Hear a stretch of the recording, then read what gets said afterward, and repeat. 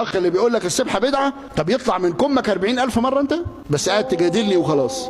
ربنا سبحانه وتعالى قال ان الصلاه تنهى عن الفحشاء والمنكر ولذكر الله اكبر. قال بعض العلماء ذكر الله اكبر من الصلاه. شوف الصلاه خير موضوع ذكر الله.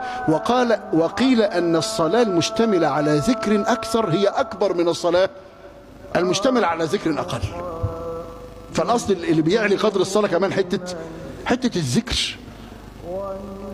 قال عمير بن هانئ اني لاذكر الله في اليوم 40,000 مره.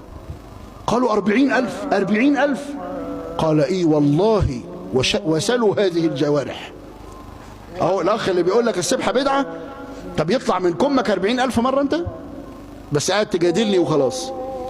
40,000 مره. عارف الراجل ده لما مات وجدوه على خشبه الغسل يشير بيده وهو ميت، لو بيشير بايده كده بيسبح كده هو ميت.